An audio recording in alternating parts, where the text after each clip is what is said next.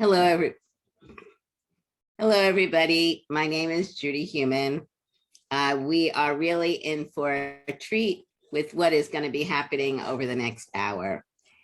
I'd like to give a description of myself. I'm a white 74-year-old disabled woman. I'm wearing red glasses. My hair is brown and it's shoulder length. I'm wearing a bright yellow sweatshirt that says Captioning, and I am in the foyer of my husband's in my apartment. This webinar is being recorded. You will access the closed captioning by clicking CC or view on the bottom stream text link. And we do have ASL interpreters present. We will have everyone's videos off unless they're speaking, so the interpreter will remain big enough you can all see her, or them, sorry. Please submit questions in the Q&A box. We will be sharing an agenda so people will know the order of things that will be presented. Elijah will be doing that. And I'm reminding Elijah and Otto that when you present, could you also please give your visual description? I would like to briefly give the bio for Elijah, who I want to just say is an amazing person who is doing incredible work. I want to thank AAPD for the recognition that he has been given by awarding him this grant.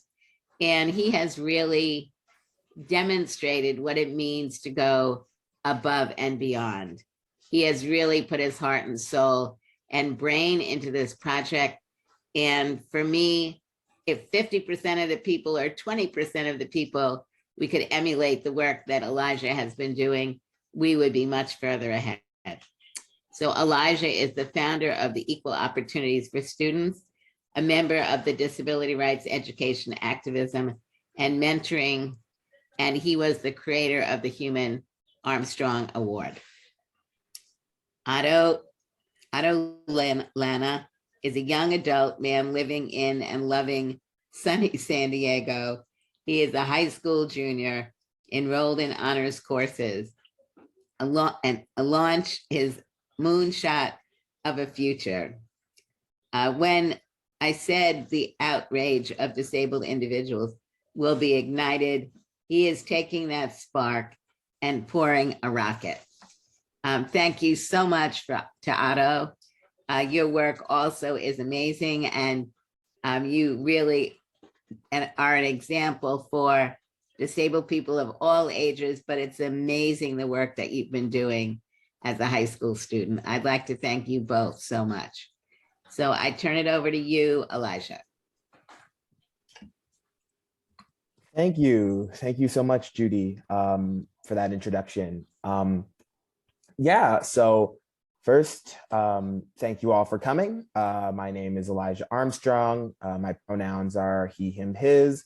I am a lighter skinned African-American male wearing a black hoodie that says Penn State on it. And I was one of AAPD's Paul G. Hearne Emerging Leader Award winners in 2021. And this is my final presentation. So I am going to talk to you a bit today about the Heumann-Armstrong Award, the project that I started with the funding that I received from the Hearne Award. So just to start, I want to give a bit of a content warning about ableism in education, because it's something that dealing with this project, we're going to be talking about a lot in depth. I know that's something that many of us here have experienced, and also talking about ableist harassment. Again, that's something I know a lot of us have experienced. So make sure to please take care of yourselves during the course of this presentation. After I present a bit about my story and what this project is, we are then going to have the debut of Otto Lana's video, and then a question and answer session with him afterwards. Yeah, and then lastly, we do have the Q&A and we do have the chat, but I would encourage, especially during the actual video, if you have questions, to or comments to tweet them with the hashtag Heumann-Armstrong. That's hashtag HEUMANNARMSTRONG, so that we can keep the conversation going after, because I know we all have a lot to say around this topic, and it would be nice to be able to keep the conversation going after the webinar. So anyway, I would like to start with why this award is important to me specifically. When I was a junior in high school in 2013, the same age that Otto is now, I was a student at Stanton College Preparatory School in Jacksonville, Florida. Stanton was a public magnet school. It was ranked the third best public high school in the nation, and I was very excited to be there. I have always been a very driven student, a very competitive student, and I wanted to be at the top of my class. That's something that always drove me. It's something that really mattered to me. And my junior year, I came across a roadblock, which I never could have anticipated being so large. Stanton was an older school built in the 1850s, and some of the classrooms were built out into portables. And my math class, my junior year, was in a portable with a low ceiling, and the lights in that classroom flickered. And I am a photosensitive epileptic. So this made me very, very sick. I would have to leave school midday to go to the hospital every time I had that class. I would miss that class and all the classes I had after that one because I was in the hospital. So I went to my guidance counselor to get an accommodation. I tried to see if we could get the room switched, or if they would let me take the class online, or if they would let me take the class with a different teacher, since every teacher taught in their own classroom, or let me switch into a different class entirely because AP Statistics was taught in a different classroom than this one, or if the school could try to change the light bulbs. And I was told no, that Stanton didn't do accommodations, and that if I needed an accommodation, I would have to leave the school for the integrity of the program. And I knew this was wrong, and I refused to accept this. The first thing that I did, which I still regret very deeply, was I tried to push myself and overcome it on my own. I did everything I could to get myself into that classroom on a daily basis. I subjected myself to that harm every day to try to get an education. I'm actually still missing part of one of my teeth due to a seizure that I had on a day where I forced myself to attend to attempt to turn in a packet to my AP Bio class. And it wasn't working. I was still getting sicker and sicker and spending more and more time in the hospital, and the school still refused to accommodate me. Actually, around this point, the school decided to retaliate. Despite my many requests, Stanton faculty not only refused to accommodate me, but they also refused to give me any makeup work from any of the classes that I missed. So I was being forced to fail classes I never got the opportunity to take. But still, not wanting to back down, I insisted on continuing advocacy, and I went to the local newspaper to tell this story. In 2014, I believe, a local reporter wrote a story on it, but you won't find this story anywhere anymore. The story was very quickly taken down, in no small part due to the exceptional harassment I received, not only from people in the comments of the article, but also on social media from other students. 2 students specifically I went to school with had parents who were faculty at the school, and these students took advantage of their connections to leak my medical and academic records to Twitter, where they were then used to further mock and harass me. People would send me flashing lights from various anonymous accounts. It was a very horrible and traumatizing time, and as a result, I still don't post much on social media, but there was some good that came out of it. My story spread, and it allowed me to meet disability activists like Alexis Perlmutter, Taryn Williams, and Maria Town. And also a local lawyer local to Jacksonville, Florida, Aaron Carter Bates, volunteered to be my lawyer and take on my case pro bono, as he had experienced the same thing at the same high school years earlier. For a bit of context, Aaron is a wheelchair user who was often denied access to the school's elevator and frequently had his grades marked down for poor attendance, as he couldn't always attend the classes on the school's second floor.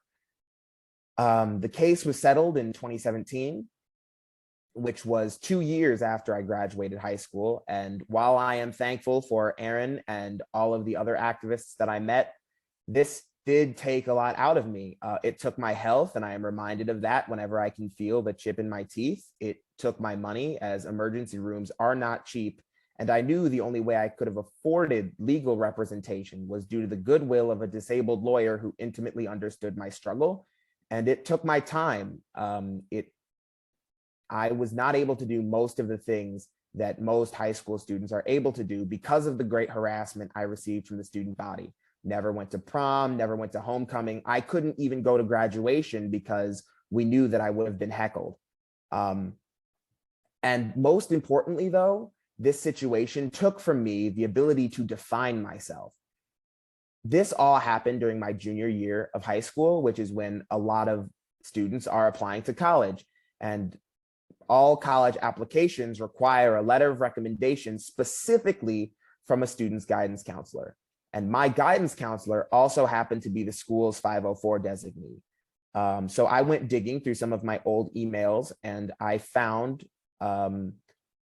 my guidance counselor's letter of recommendation that she wrote me. So I'm just going to read a quick little excerpt from that. And I quote, "Elijah's decision to attend Stanton, a public magnet school where the academic courses are honors, advanced placement, or international baccalaureate, has made him a part of an outstanding student body. Elijah, however, has taken a demanding academic program in a selective environment, and his ranking percentile of 50 at Stanton reflects the difference in competitiveness of his senior class. There's only so much that a young man in his condition can do." So I read that, and I want to make 3 points. First, intelligence and aptitude in school do not equate to your value as a person. Upon further reflection, realized that I got caught up in hustle culture a lot more than I ought to have. And that is something that in general, we should all seek to remove ourselves from. Second, I think it's really interesting to note that even being in the hospital more often than not, being hospitalized on a daily basis and being denied makeup work, I was still in the top half of my class. I was clearly being judged on something other than just my aptitude. And lastly, it is so unfair. That statement was what colleges were reading about me. There's only so much a student in my condition can do, but that is me forever. I am taking this medicine the rest of my life. I have epilepsy for the rest of my life, and I am still deeply bothered by the testimonial injustice and systemic ableism, which means that colleges will not believe the 17-year-old chronically ill student over the word of his ableist guidance counselor. When I got to college in 2015, I immediately started Equal Opportunities for Students as a way to continue advocating for marginalized students in education. I kept it going through my time at Penn State and through my time at Harvard. And getting my master's in 2020, I found myself thinking a lot about my high school self. I was thinking about how happy I would have been if I had known back then how it would have worked out for me. And I also think a lot about how much I wish I had been seen as an expert on my own story back then. I'm seen as an expert now due to validation from outside sources, but I really would have appreciated it then. And this lack of external validation made it much harder for me to apply to schools, scholarships, fellowships, and other opportunities because there are very few institutions that sought to explicitly uplift students with disabilities. And this is what led me to creating the Heumann-Armstrong Award. This is a scholarship specifically for students with disabilities in the 6th grade and up. It's important because rarely do awards for students with disabilities specifically exist, and there is a great need. Education is supposed to act as a gateway, but far too often for disabled people, it instead acts as a barrier. Our scholarship has no resume requirement and no GPA requirement because these metrics often deter and discriminate against students with disabilities. This $1,000 award provides compensation for the unpaid labor that students with disabilities do not only for themselves, but for other students who come after them. And we're also producing videos with each of our winners to give them the chance to tell their own stories. The process of carrying out this award was very simple, but it was not easy. And there are a lot of people to thank. First, thank you to Maria Town and Christine and AAPD, both for the support with the award and trusting me with one of the Hearne Awards this year. It was a very huge deal for me to win the Hearne. It was a huge honor to me. I remember starting in the disability community as a teenager and looking up to a lot of the activists who had previously won this award, and also being an AAPD intern in 2018 and having the opportunity to meet so many former Hearne winners. And I am really honored and amazed to be among them now. It still doesn't quite feel real. I also appreciate your feedback specifically with developing the application, helping us make sure we were asking the right questions, defining ableism in a way that was meaningful for students that might not otherwise have the language for that, and the support with developing the Q&A video and the FAQs to make sure that we got the information out to as many applicants as possible. When we opened the applications in May for our first ever year of the Heumann-Armstrong Award, we ended up getting 185 applicants. I read each and every one of them all the way through. They were very touching and moving, and I wish that I had more to offer you. That was truly the biggest challenge over the course of running this project, was selection, because there were so many great candidates. That being said, I want to thank Alexis Perlmutter and Fantasy Bias, both for being a part of the selection committee. Fantasy was recently inducted to the Disability Mentoring Hall of Fame. She's currently a Dream Board member, the Disability Resources, Education, Activism, and Mentoring Dream Board, and also was an AAPD intern, I believe, in 2020. I'm really excited to see all the great things she will continue to do in the disability community. And Alexis Perlmutter is one of the first people I met in the disability community. Thank you so much, Alexis, for your continuing support. Pretty quickly after unveiling what the project was going to be, I realized that there was going to be a need for a much increased scope. So we partnered with the Quello Center, who provided additional funding and support, additional capacity. So thank you so much to Kat Perez for the partnership. Side note, we are still running an elementary school award. We should have an announcement on that in the next couple of weeks. So stay tuned for that. And really, I would say the biggest lesson I've learned, at least so far, is that the demand for this award is so large and so great that we're definitely going to be looking for more funders and more partners in the future so we can more thoroughly support these students. I would also like to thank the namesake of the Quello Center, Tony Quello, who has been an awesome mentor to me, providing me with excellent feedback and constant support throughout this process. We were able to give out a total of 12 awards this year. We were able to honor 6 semifinalists thanks to our partnership with the Quello Center. So congratulations to Jordan, to Colby, to Monica, to Ashley, to Shruti, and to Zandy. And we were also able to give out awards, $1,000 awards to each of our 6 winners. So congratulations to Hamani, Luca, Naime, Jennifer, Mercy, and Otto, who we will be hearing from later today. I recorded the interviews with all 6 of our winners, and upon hearing them and their very deep, thoughtful answers, I realized we needed to do something extra to make our videos special. So Alexis put me in contact with Access Gallery. So thank you to Access Gallery for illustrating these videos, which was made possible due to a generous personal donation from Tony Quello. And all of our videos are going to be ASL interpreted. Thank you so much to Kyle Duarte, who had Otto's video ASL interpreted for free and also comped our ASL interpretation for the introductory video that we did. So thank you very much to Kyle for that. And I would also obviously like to say thank you to Judy. This award I decided initially to name after her because she was denied access to her elementary school as a child because they alleged that her wheelchair made her a fire hazard. And she fought against that and has continued to fight for the disability community throughout her long career. She serves as an inspiration to so many people. I can't tell you how many people I've met that have just been absolutely amazed that I get the opportunity to work with Judy interpersonally and on a daily basis. And actually, I initially wanted to name the award the Heumann Award, but in our first meeting, Judy insisted on renaming it the Heumann-Armstrong Award to show that the award is intergenerational, and I am very thankful and appreciative of that honor. Lastly, I want to thank everybody who shared the link, who applied, who supported us on Twitter, who asked follow-up questions, who suggested that a friend apply. It has really been beautiful to see the way that the disability community has come together to support this award and the students who have won this award. Everyone who has played even a minor part in allowing this to happen, I thank you deeply, because it couldn't have happened without all of you. And with that being said, I am really excited to show you all Otto's video. Otto's video is ASL interpreted. There's ASL interpretation right on the screen in Otto's video. So I'm about to screen share. Share sound is clicked and we're ready to go.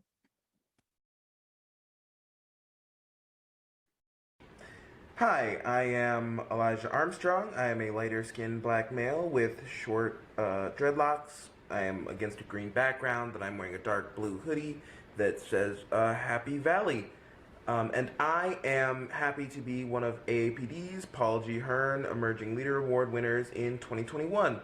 And for my Hearne project, I partnered with AAPD and the Quello Center for Disability Law, Policy, and Innovation, and my own organization, Equal Opportunities for Students, to create the Heumann-Armstrong Award, which is an educational award for students in the 6th grade and up who have experienced ableism in education and fought against ableism in education. Each of our 6 winners got a $1,000 award, and each one of the winners also has having a video about them made by us. And this is one of those videos. So we are proud to introduce one of the Heumann-Armstrong Award winners for the year 2021, Otto Lana. On screen are the logos for all 3 organizations, AAPD, the Quello Center, and Equal Opportunities for Students. On screen now is the logo for the Heumann-Armstrong Award and white text on a gray background that reads, "Present Heumann-Armstrong Award winner Otto Lana, illustrated by Access Gallery."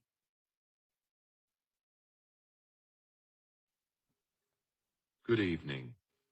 Thank you for taking the time to meet with me. I would say personally, but we are virtual, so still thank you for your time, real or virtual.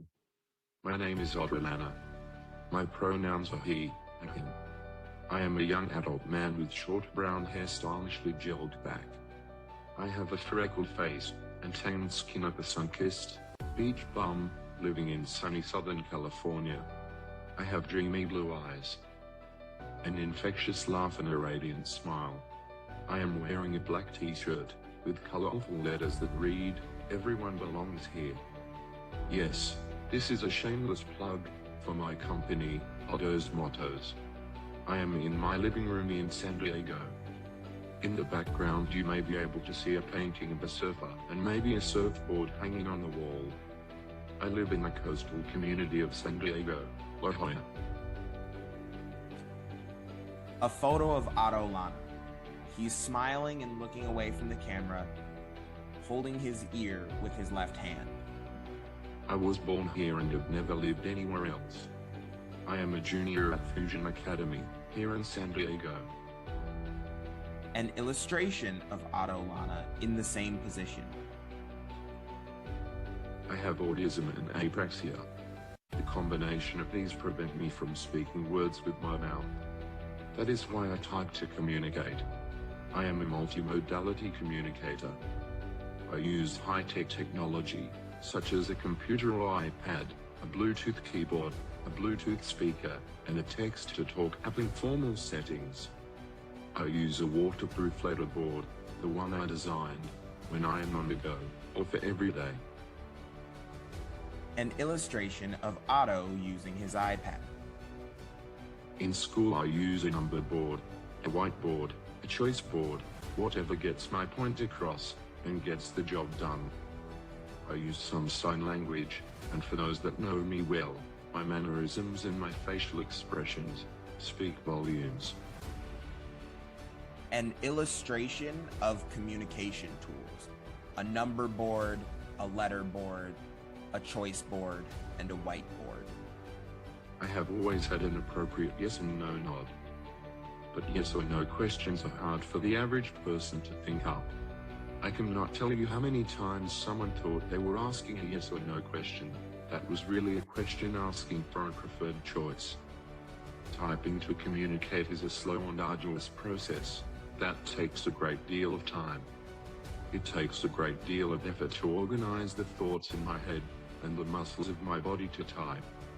If I am excited or anxious, it takes even more time to type. There is an emotional component to apraxia that few people understand. Apraxia is a movement disorder that prevents my body from moving how I want. When I am dysregulated, my control over my body movements is much worse. With this dysregulated body, I need a support to type. I need a support with many things. Caricatures of fear, sadness, joy, disgust, and anger.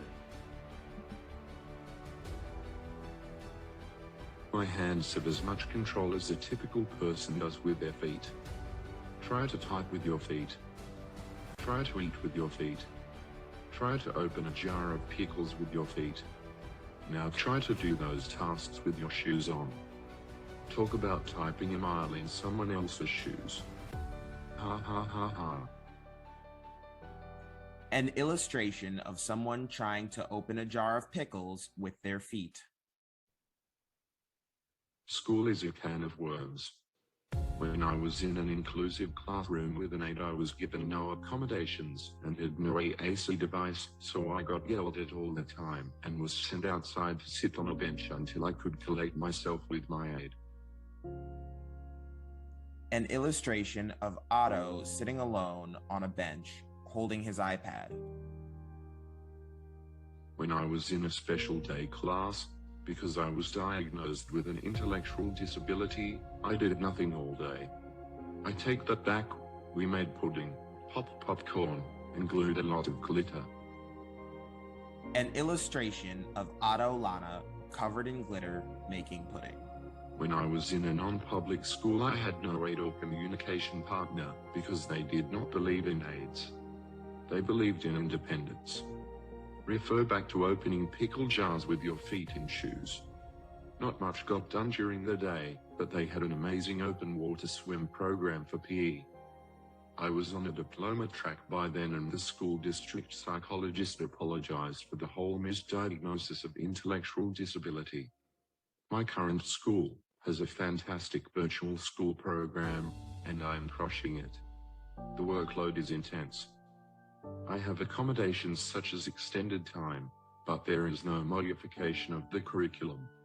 I am doing the same academics as everyone else. School. I love school. I love to learn a challenging curriculum. I love to meet people. I love to amaze people. An illustration of Otto using his computer for virtual class. I love to hike mountain trails and swim in the ocean. I love to travel and eat steak. I have friends that are typical, but my best friends have autism. There is common ground and an understanding of how to live with AAC. My friends are amazing. They are like me, they type to communicate too. Another passion is presenting at conferences as a self-advocate. I enjoy public speaking. I enjoy the irony of public speaking as a non-speaking person. As for my teachers, once they get over my intellect and the cognitive dissonance of a non-speaking autistic in honors courses, we are good to go. An illustration of Otto standing on a stage holding a microphone. They are wonderful people that give me all the time I need to share my thoughts and ask questions. Fusion Academy is a high school with an individualized curriculum for all types of academic students. I chose the virtual path. During the pandemic, that was all there was. It works for me, so I have stuck with it. Ableism. Before the pandemic, the greatest barrier at school was access to my AAC devices and adequately trained support staff. Without those two things, my access to education is limited at best and non-existent at worst. Now that I learn from home, all the technology and support I need is always available. Ableism manifests itself in the lack of understanding apraxia and the preconceived belief non-speaking people lack verbal skills. I need different levels of support for different activities and different levels of regulation. But I always need some support. Communication happens everywhere. When my communication partner took her lunch break at the same time as my lunch break, I was left with no way to communicate at lunch. Think about that. This is when all the social communication happens, and I had no way to participate. An illustration of Otto sitting alone at lunch. There are so many examples of devices not working, so no one thought to come up with an alternative. I challenged my class once to try to attend one day without speaking a word, and just figure it out, like I do every day. My history teacher thought it was a great idea, and he took a vow of silence that day too. Most students were in tears by the end of the day. An illustration of Otto's class taking a vow of silence. Well, of course, there is the OG Judy Heumann as a hero. I read Being Human and watched Crip Camp, and had the honor to see her both through Crip Camp, the virtual experience, and through the Youth Leadership Forum through the Department of Rehab. And now there is Heumann-Armstrong, and your baller moved to sue your school to change out flickering fluorescent lights. Beautiful. Before I knew about you two, my heroes were Tim Jin and Hearne Emerging. These two guys are living amazing lives with AAC and appropriate support. An illustration of Otto Lana, Hari Srinivasan, and Tim Jin together. Darlene Hanson, SLP, is my mentor. She taught me to type and gave me a chance at a great life. My life is a moonshot now. There is still work to do. Until inclusion is a word we do not need to discuss and interdependence is a valid option, we with disabilities will be seen as inadequate, less than, something broken to be fixed. I came into this movement by realizing that people do care and that speaking up can affect change. My work so far has been through my presence as a self-advocate explaining the need for access to communication for everyone. Communication is a basic human right. We are social beings and communication is vital. Without communication we cease to exist. This is no joke. How can an individual be part of anything without a voice? I want to see a future where my voice is as important as anyone else's. Information and inspiration is my brand. I think it is a lack of information and a failure to communicate. Haha, cool hand Luke reference, is what is the cause of some ableism. I also love Liam Neeson's quote from Taken, what I do have are a very particular set of skills. Skills I have acquired over a very long career. Typing is a skill that takes practice. Communication is a powerful tool. I intend to use my voice for change. Otto's Mottos was born out of the pandemic and the need I saw for a waterproof letterboards available to the masses. My access to apparel and my eye for design was organic. I use the money I make from my apparel sales to make letterboards and give them away to families who cannot afford them. An illustration of a letterboard. I also donate to organizations that support access to communication. I use Instagram to share my positivity, promote my brand, and show the world I'm having a good time, living my best life. What the future holds. 2 words, presumed competence. I lost so many years because I was diagnosed with an intellectual disability and made to feel like a non-person. Everyone needs access to communication and support for that communication system. It is not enough to give a student an iPad. The student needs support for the technology. The family needs support for the technology. Communication is a necessity 24 hours a day, 7 days a week, 365 days a year. During the pandemic, students were sent home without access to their AAC devices or their support. It is not uncommon for students to not have access to AAC during summer breaks as well. I am fortunate, my family has learned how to support me, but that is not always the case. An illustration of a letterboard locked in a glass box that reads "Keep Out" in orange lettering. I want to tell students, be kind, have faith, be strong. And remember, we truly are in this together. Eventually we will all be disabled. If we are lucky enough to live long enough, we will all have a disability. What does this award mean to me? Street cred, baby. My message will mean so much more now that I have been recognized by folks like you. I am proud and humbled by this award. Again, I can't thank you enough. An illustration of Otto holding a trophy. I just want people to know impossible is possible. I am not a unicorn. I am a regular person who needs support. I want to change the narrative around support. I don't want support to be considered a charitable gift to the pitiful. I want access to communication and support to seem as natural as access to oxygen. I was suffocating in the silence before typing. Thank you to Otto for sharing your story with us. Please use the hashtag Heumann-Armstrong if you're looking to join in this discussion on social media. In the description, you'll be able to find links to Otto, his social media, and the ways that you can support him. You'll also find the links to the websites for the Quello Center, AAPD, and Equal Opportunities for Students, where you can see more about the work that we do and support the other winners of the Heumann-Armstrong Award. We have 5 other winners of the Heumann-Armstrong Award this year, so please stay tuned to learn more about them.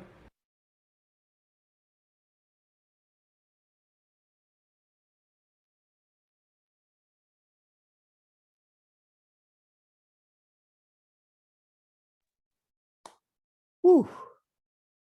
Yeah. So we're back. About to start our Q&A in a second, but I just wanted to shout out. I saw both Jordan and Hamani in the chat.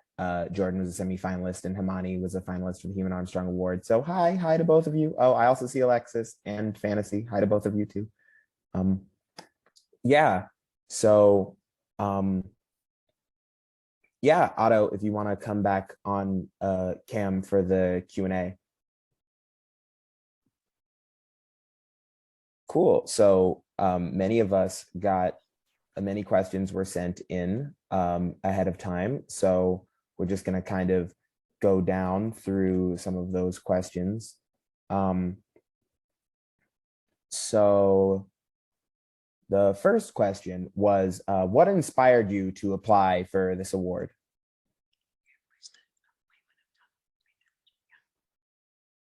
My friend and mentor, Darlene Hanson, sent the application to me.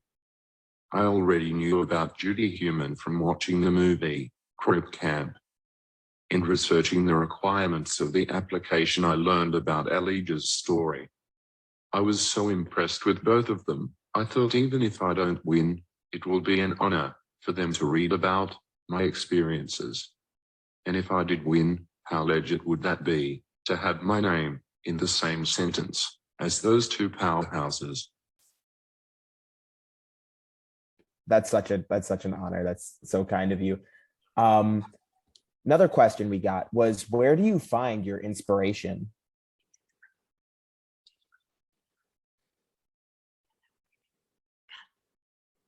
Inspiration is everywhere. You just have to slow down and look outside yourself. If the grass is greener in someone else's yard, that may be because they have more manure to spread around. Things are not always what they seem. We can learn something from every situation. Everyone has something to teach us. Look, listen, learn. It seems elemental, I know. But sometimes the simplest answers are in the most obvious places. I really appreciated this next question. As the person who got the chance to do the interview, I know our video ended up being like 16 minutes, but our interview with Otto, like just the raw footage went like 30, 35 minutes. There was a lot of stuff in there that, we had to pull out just for brevity's sake. So the question is, and it was all great, like it was all wonderful stuff. But the question was, I have long admired the complexity of your thoughts. When you think, does your inner voice use language?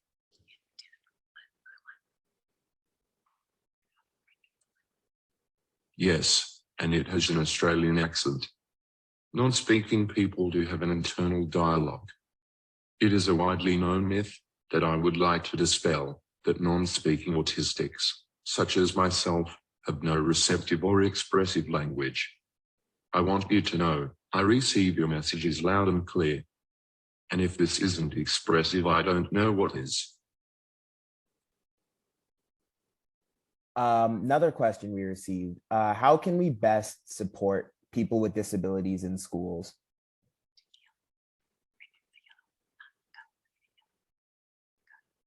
The same way we support people without disabilities in school. The sarcasm in my voice is lost in the text-to-speech technology. Let's first stop with the divisive language of us and them. Well-meaning people try to distinguish between disabled and non-disabled.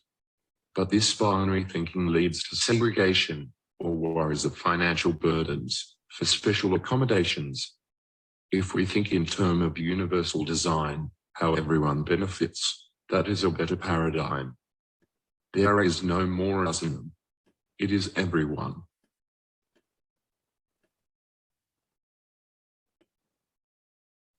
Question that I found really interesting, not sure who asked it, but do your older brothers ever get jealous of your success?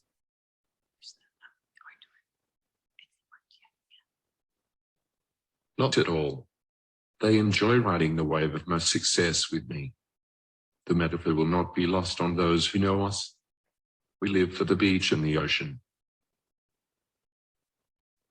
Another question. So you're junior currently at Fusion Academy. So what's next? College is a future goal. I am on the cutting edge of type as attending higher education. There will be a learning curve for sure. Funding for support seems to be an issue. I'm scrappy and I will figure it out. Yeah, I'm really excited for you to have that opportunity to apply, and wherever it is that you end up going, I know they will be very, very lucky to have you as a student. There were a couple of questions that we received that I know were actually pointed for me, so I'll take the opportunity to answer some of them now. One of them was advice for any younger people that are looking to take on other grant work. So just for context, I just turned 25 2 weeks ago. Happy birthday to me. Thank you. Thank you. I actually started Equal Opportunities for Students. I started this work when I was 19. And so it's been a thing I've been doing, for a while. So that would be the thing that I would suggest first is, even if you don't have the funding, just find something you can do and just start doing it, even without a budget. Like we were shooting videos talking about students well before we could give out funding. So we had the skills necessary and other people we could communicate with. So that would really be my first suggestion, is just to make sure that you're starting and can make sure you're moving. I see all the people wishing me a happy birthday. Thank you. Thank you. Thank you very much. I really appreciate it. There was one of the questions. Yeah, I just want to say something really quick too, that I want to thank everyone for coming and being so gracious in the chat. Yeah, it was really, really great to, I remember when I was looking through all of the applicants, I was like, yeah, Otto has to be. Yeah, it was really, really great to see.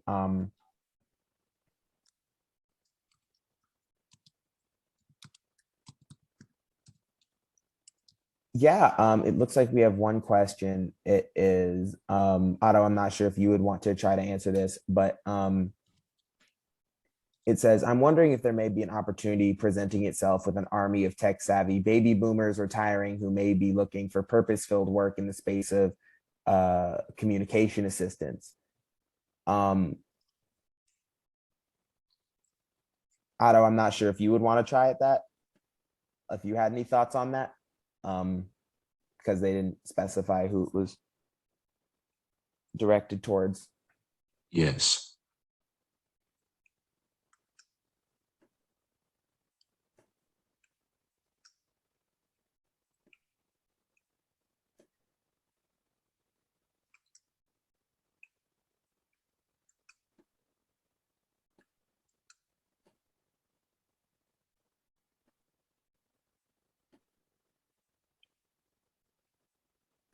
I say bring it on, boomers.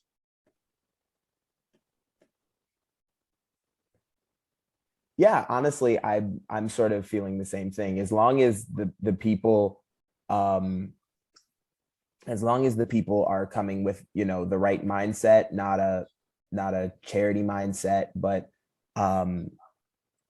I could see that being something that works. Elijah, What's up? Hey, Judy. hi. Fancy meeting you here.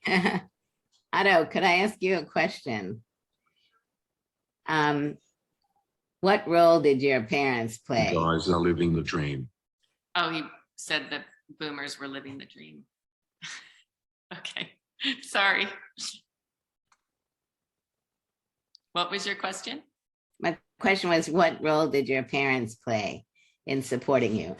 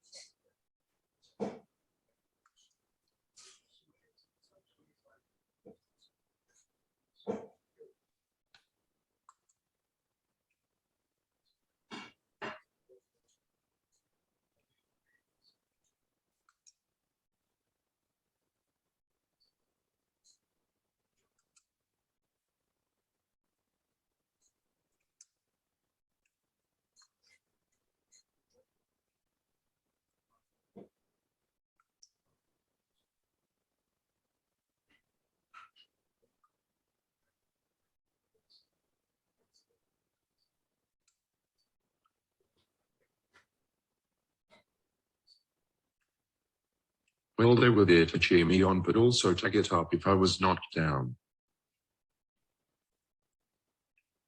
Thank you.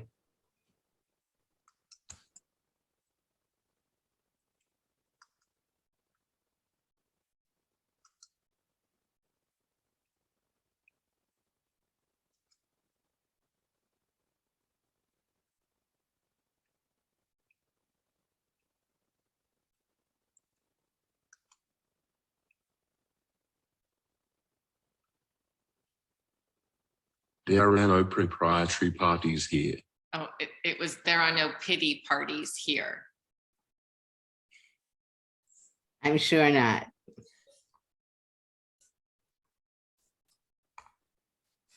Yeah, it looks like our time is winding down. So I just want to make one more note that Otto actually did send me earlier some resources, because I know this was asked by someone who joined, that we will be sending out to all of the people who registered, including the link to Otto's video. Otto also sent me some resources for parents that have children they're trying to teach to type, which would also be useful for, I know some of you had mentioned that. And